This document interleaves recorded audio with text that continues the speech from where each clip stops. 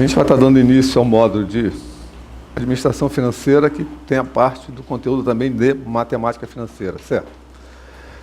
Aquela orientação é de sempre. Primeiro, não estude usando máquina, ponto.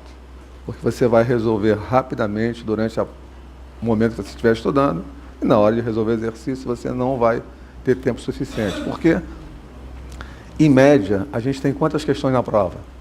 E nessa, 70. São 240 minutos de prova. Uns 30 minutos você vai reservar para marcar cartão, porque não pode marcar o cartão correndo, ler os textos de português, inglês. Digamos que você precisa de 30 minutos para isso, vão sobrar 210 minutos. 70 questões, você vai ter em média 3 minutos para cada questão. Ler, entender, escolher o modelo de solução, executar a questão e ter a certeza se aquela ou não é a resposta que você vai marcar. Certo? Então tem 3 minutos. A gente vai ver que grande parte das questões, apesar de parecer que é necessário fazer conta à mão, não é necessário. Se a gente desenvolver habilidade de cálculo, a gente vai olhar para a questão, vai ler e vai responder. Ponto. Não tem por que ficar escrevendo. Várias, certo? Dificilmente você vai precisar de uma questão, se você estiver treinado, que você vai gastar mais do que 3 minutos. Assim, mas se eu gastar mais 20 segundos numa questão não faz diferença. Numa não faz diferença.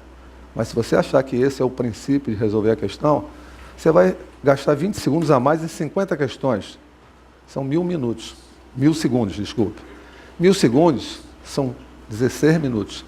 Você vai deixar de ver 5 questões, pelo menos, na prova. Você nem vai ler. Certo? Então, a prova não basta saber, você tem que saber como resolver rapidamente. A prova não é de cálculo, porque a banca sabe que o dia que você passar e que você entrar, você não vai fazer conta à mão. Então ela quer saber se você consegue, diante de uma situação, entender o que está acontecendo, qual é o mecanismo de resolução e tomar decisão. Não é mecanicamente pegar uma fórmula e aplicar. A prova é conceito puro, certo? Então a gente vai começar pelos exercícios de matemática financeira, que grande parte das vezes você vai fazer de braços cruzados e olhos vendados. Alguém vai ler o problema para você e você vai falar, é tanto. Legal? Então vamos começar por juros simples. O que a gente tem aqui na primeira questão? Primeira questão, exercício 1, o que ele diz lá para a gente? A empresa ZZL aplicou R$120 mil à taxa de juros simples de 15,6% ao ano. Qual o rendimento em reais do primeiro mês de aplicação? Primeira coisa que a gente tem que fazer é o quê? Quando ler um problema deste, como qualquer problema, é separar as variáveis que vão ser importantes na linguagem que vai me dar a resolução do problema. Então isso aqui é um problema de matemática financeira. Qual é a linguagem da matemática financeira? A gente tem lá os símbolos. PV é o valor presente, FV é o valor futuro, N é o número de períodos, I é a taxa de juros o quê? Unitária. E eu vou trabalhar esses valores lá nos regimes de capitalização simples ou composto, quando operações de investimento. E quando operações de desconto bancário? Então eu tenho valor nominal, valor atual e por aí afora. Então, primeiro aqui, vou ler o problema. A empresa ZZL aplicou R$120 mil. Se ela aplicou R$120 mil, você, quando toma essa decisão, você está o quê? No momento presente. Então, o que eu tenho aqui? PV é igual a R$120 mil. O que mais que ela diz? A taxa de juros simples de 15,6% ao ano. Então, I é igual a 15,6% ao ano. O que mais que eu tenho? O meu N é igual a 1 mês. O que ele pediu para a gente? O juro ao final de 1 mês. Ainda falou para a gente o quê? Que o regime de juros é regime de juros simples. Ora, o que a gente tem lá em regime de juros simples? O que é o regime de juros simples? É aquele que o juro incide sempre sobre o valor do principal e mais ainda, os juros só são pagos ao final do período. Então, quais as formas que a gente tem lá? Como é que é o juro? A cada período é o quê? PV vezes I. Se eu tiver vários períodos aplicados a essa mesma taxa sem capitalizar o juro, eu boto aqui o quê? PVN. Qual é outro valor que eu tenho? O valor futuro. Como é que é o valor futuro? PV que multiplica o quê? 1 mais I vezes N. Ou seja, a cada R$1 de capital, eu adiciono uma taxa aí quantas vezes? Ali é o que? O fator de formação de montante.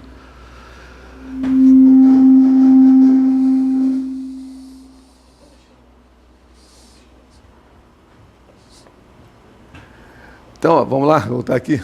O que ele pediu para a gente? Para a gente calcular o juro. Se é para calcular os juros, primeiro cuidado que eu tenho que ter aqui qual é? Quando eu colocar nesta fórmula, a unidade de tempo da taxa tem que ser a unidade de tempo do prazo. Legal? Eu não posso trabalhar com taxa ao ano e prazo mensal, legal, então vou ter que converter. Como é que vai ficar o meu juro ali? Então, o juro ao final de um mês, quando N igual a 1, é igual a quanto? PV, 120 mil. Vezes quanto? Se eu estou colocando a quantidade de moeda que eu vou aplicar aqui, essa taxa que eu vou aplicar aqui não é percentual, é a taxa que é unitária. Então, qual é a taxa ali? 0,156. Só que tem que... Qual é o prazo aqui?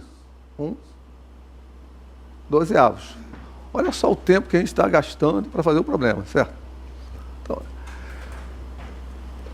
se eu não perceber, eu vou querer fazer essa conta aqui primeiro, certo? É isso que eu devo fazer? Mesmo arrumando a conta? Claro que não. Olha só, se eu simplificar aqui 12 com 12 daqui, vai dar 1, não vai? Então, quanto é que é 10 mil vezes isso aqui? É só andar com a casa aqui, 4 casas. 1, 2, 3, 4. R$1.560. Eu vou lá e marco a alternativa.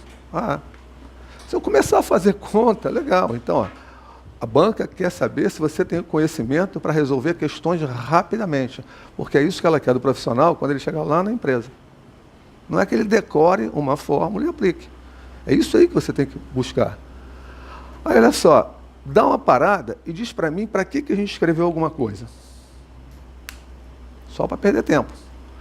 Porque se eu tenho uma taxa de 15,6% ao ano, para um mês, é um pouco mais do que 1%, não é isso?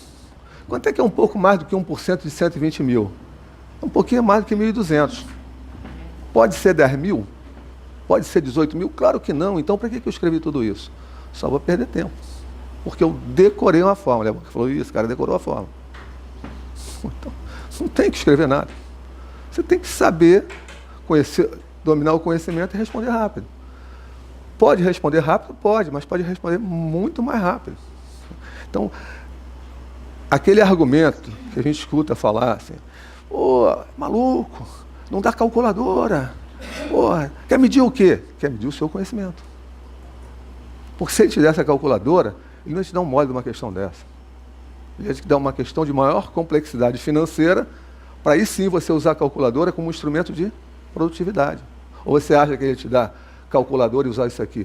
Segundo, talvez quem acha que domina a calculadora HP12C, por exemplo, não saiba operar nela com juros simples. Vai operar com juros composto. E aí? Eu te dou a calculadora, te dou a questão de juros simples. Resolve agora. Claro que não é assim.